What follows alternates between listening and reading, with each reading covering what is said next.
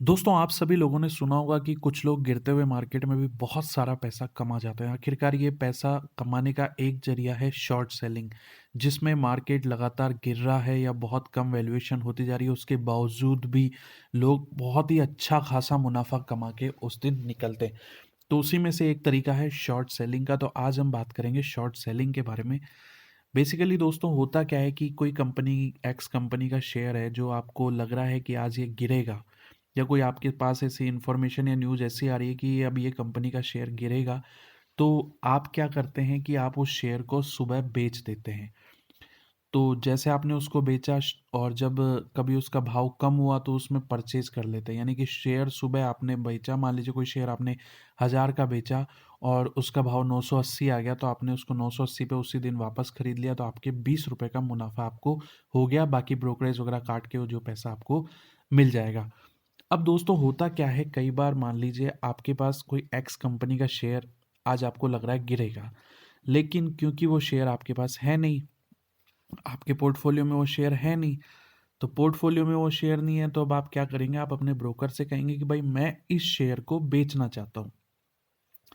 तो ब्रोकर आपको अपने पोर्टफोलियो या जो शेयर ब्रोकर के पास में पड़ा हुआ, उस ब्रोकर के जो शेयर को आप आपकी डीमैट अकाउंट से या आप अपनी जो आईडी से उसको मार्केट में सेल आउट करते हैं। तो आपने शेयर आपके पोर्टफोलियो में नहीं था, आपने ब्रोकर से लिया, ब्रोकर का शेयर आपने मार्केट में बेचा, और बेचने के बाद में जब भी पूरे दिन में उसका भाव आपके सेलिंग प्राइस से नीचे आया, तो आपने उसको वापस खरीद लिया। तो इसमें होता क्या है कि आपने शेयर ज़्यादा भाव में बेचा, कम में खरीद लिया। इस प्रोसेस के अंदर जो मुनाफा हुआ, वो मुनाफा आपके खाते में आ जाएगा, बाकी ब्रोकरेज वगैरह कट जाएगी। इस पूरी प्रोसेस को कहा जाता है दोस्तों शॉर्ट सेलिंग। तो सिंपल भाषा में बात करें कि कोई भी शेयर जो आपके पास नहीं है, उसके बावजूद भी आप उसको बेच देते हैं, ये सोच करके कि आज इसकी वैल्यू गिरेगी, और जब उसकी वैल्यू गिरती है तो आप उसको वापस खरीद लेते हैं। यानी कि जो शेयर आपने ब्रोकर का बेचा था, उसको वापस खरीद करके आप ब्रोकर को वापस दे देते हैं। तो इसको आप कितनी भी बार दिन भर में करिए, तो ये जो चीज़ कहलाती है, ये कहलाती है शॉर्ट सेलिंग।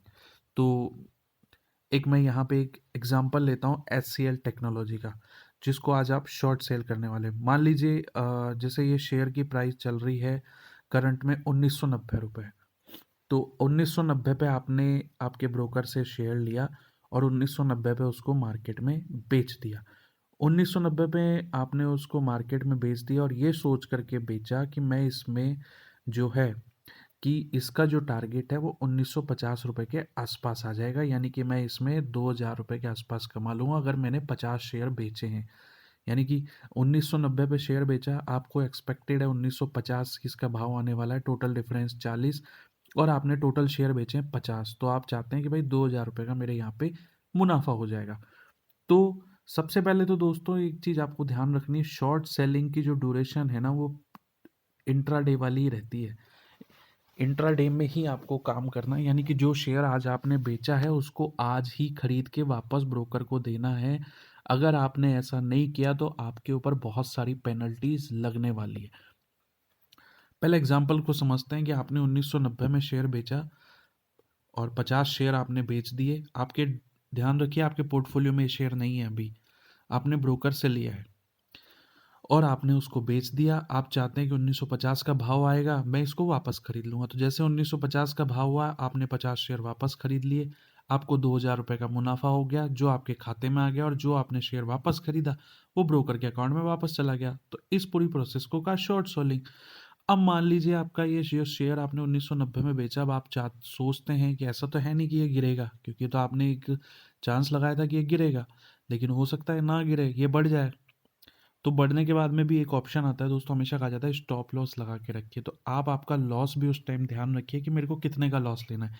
जैसे इस केस में इन्होंने लॉस लिया है टोटल 10 रुपये का, कि मेरी रिस्क रहेगी 10 रुपये की। अगर 2000 का भाव आ जाता है तो मैं ये जो शेयर मैंने बेचा है इसको 2000 पे वापस खरीद लूँगा, 10 रुपये के यहाँ पे रिस्क मैं लूँगा, और 50 शेयर यानी 500 रुपये का लॉस खाने के लिए मैं एग्री हूँ। तो सिंपल भाषा में इन्होंने 1990 में शेयर बेच दिया, 1950 इनका टारगेट था, उस पे 50 शेयर इन्होंने खरीदने की कहा है। लेकिन अगर उल्टा हो जाता है कि जिस भाव में बेचा उससे ज़्यादा भाव मार्केट में आ जाता है, तो ये चाहते हैं कि भाई इन्होंने स्टॉप लॉस लगा रखा है, तो ये चाहते हैं 2000 में मैं इसको वापस खरीद लूँ, यानी कि 10 रुपए का जो है लॉस खाने को तैयार है। तो 2000 का प्रॉफिट है और 500 रुपए का यहाँ पे लॉस ये खा रहे हैं अगर इन्होंने स्टॉप लॉस लगाया तो। हमेशा कहा जाता है दोस्तों, हमेशा जब भी आप ट्रेडिंग करें मार्केट में, हमेशा स्टॉप लॉस के साथ में करें।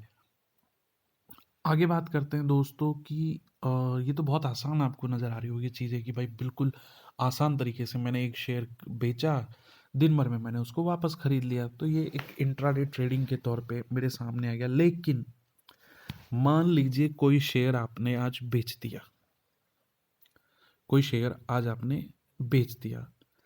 अब बेचने के बाद में क्या हुआ, वहां पे लग गया सर्किट, अपर सर्किट।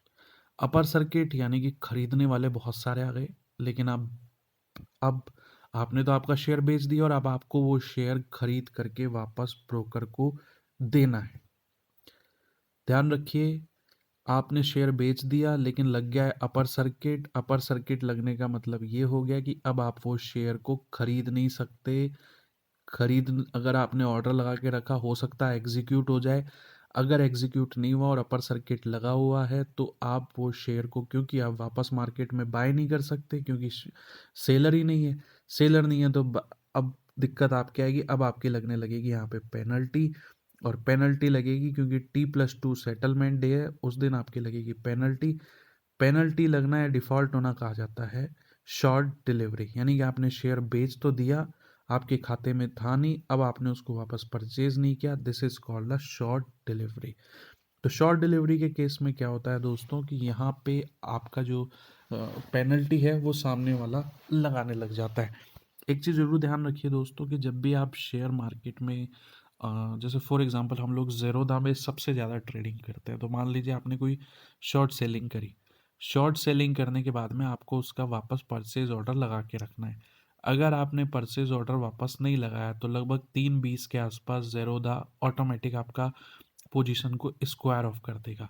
तो जैसे ही आपका ऑर्डर नहीं लगा, पोजीशन स्क्वायर ऑफ हो गई, तो उस जो सिस्टम ने आपका ऑर्डर लगा के स्क्वायर ऑफ की, उसका वो चार्ज लेता है लगभग 50 रुपये। तो इसलिए आप खुद अपना ऑर्डर लगा के रखें और उम्मीद करिए कि हमेशा 3 बजे से पहले आप पोजीशन से स्क्वायर ऑफ होकर निकल जाए, क्योंकि जनरली देखा गया है कि कोई स्टॉक में बड़ा मोमेंटम आने वाला होता है और बहुत तेज़ी से भागने वाला होता है, तो वो जनरली 3 बजे से 3:30 बजे के बीच में बहुत तेज़ी से भागता है। आपने कई बार शेयर देखा होगा कि लास्ट के आधे घंटे में 10% भाग गया। तो इन सब चीज़ों से आप बचें। लॉस को मिनिमाइज करने के लिए आप जनरली 3 बजे से पहले स्क्वायर ऑफ करके आपकी पोजीशन निकल जाइए और लॉस को सहना भी सीखिए। अदरवाइज शॉर्ट डिलीवरी होगी तो आपकी यहाँ पे बहुत बड़ी पेनल्टी लगने वाली है, और सिस्टम ने अगर आपका ऑर्डर एग्जीक्यूट किया है, सिस्टम ने ऑटोमेटिक ऑर्डर लगाया, तो आपकी दिक्कत आएगी। एक चीज़ ज़रूर ध्यान रखिए दोस्तों, ज़ेरोधा के अंदर या और भी कोई ऐप में, फॉर एग्जाम्पल मेरे खाते में 10,000 रुपये हैं, तो ऐसा नहीं है कि मैं शेयर जो बेच पाऊंगा वो 10,000 के ही बेच पाऊंगा। हर एक ब्रोकर ने हर एक शेयर का एक हिसाब रख रखा है। किसी शेयर में वो 5 टाइम्स का मार्जिन देता है कि आपके पास अगर 10,000 खाते में है तो आप 50,000 का माल बेच सकते हो, यानी 50,000 रुपये के वो शेयर बेच सकते हो। कोई शेयर आपके का 1:1 के रेशो में चलता है कि 10,000 का माल है तो 10,000 का आप बेच सकते हो। लेकिन ध्यान रखिए, मान लीजिए मैं 10,000 रुपये का माल मैं बेचने वाला हूँ, लेकिन 10,000 रुपये का या मार्जिन मैंने यूज़ किया 10,000 रुपये, लेकिन उसके बावजूद भी मेरे खाते में 1,000-2,000 रुपये और पड़े रहने चाहिए। क्योंकि अगर मेरे खाते में मान लीजिए 10,000 का बेचने के बाद 10,000 मार्जिन मैंने यूज़ कर लिया है, मेरे खाते में अभी 1,000 रुपये पड़े हुए हैं, और उसी टाइम मेरा जो शेयर का भाव बढ़ गया और मुझे लॉस होने लगा, वो 1,200-1,300 रुपये होने लगा, क्योंकि मेरे खाते में 1,000 है, 1,300 का लॉस हो रहा है, यानी कि 300 रुपये वहाँ पे मेरे कम पड़ रहे हैं। मेरे खाते में 11,000 रुपये थे, मैंने 10,000 का माल बेच दिया मार्जिन लेके, यानी 10,000 का मार्जिन लिया है, अब मेरे खाते में 1,000 है, और तो जो आपका ब्रोकर है आपको 1,000 रुपये तक का लॉस सहने देगा। लेकिन जैसे 1,000 का लॉस से ऊपर हुआ, मान लीजिए मेरे को 1,300 का लॉस वहाँ पे हो रहा है अभी करंट सीन में, जबकि मैंने स्क्वायर ऑफ पोजीशन नहीं करी है, मेरा लॉस 1,300 का हो रहा है और वहाँ पे मेरे पास सिर्फ 1,000 पड़े, यानी 300 रुपये का वहाँ पे दिक्कत आ रही है। तो मेरा जो ब्रोकर है ऑटोमेटिकली मेरे को मैसेज करेगा, मेल करेगा कि भैया आपकी मार्जिन मनी शॉर्टफॉल में पड़ी हुई है, या तो उसमें पैसा बढ़ाइए। अगर आप पैसा नहीं बढ़ाते तो हम लोग इसकी पोजीशन को इमीडिएटली स्क्वायर ऑफ कर देंगे। तो अगर आप थोड़ी देर में उसमें पैसा नहीं डालते तो आपका ब्रोकर आपकी पोजीशन को स्क्वायर ऑफ करेगा, और आपका जो लॉस होने वाला हो 1300-1400 रुपये का जो भी है, वो लॉस पे आपकी पोजीशन को ऑटोमेटिक स्क्वायर ऑफ कर देगा। ऑटोमेटिक स्क्वायर ऑफ करेगा तो आपका वहाँ पे जो है पेनल्टी के तौर पे जो ऑर्डर लगाया उस पे भी 40-50 रुपये वो काट लेगा। तो ये ध्यान रखिए, आपकी लॉसेस को भी ध्यान रखिए, और एक मार्जिन मनी के अलावा अकाउंट में भी कुछ पैसे ज़रूर रखिए जितने का आप लॉस खा सकते हैं, या स्टॉप लॉस लगाएं। अब दोस्तों बात हो रही थी शॉर्ट डिलीवरी में कि मान लीजिए मैंने कोई शेयर बेच दिया और वो मैं वापस नहीं खरीद पा रहा या नहीं रहा। तो अब क्या होता है दोस्तों कि एक ऑक्शन मार्केट बैठता है। ऑक्शन मार्केट में सारे ब्रोकर्स बैठते हैं, सारे ब्रोकर्स पार्टिसिपेट करते हैं।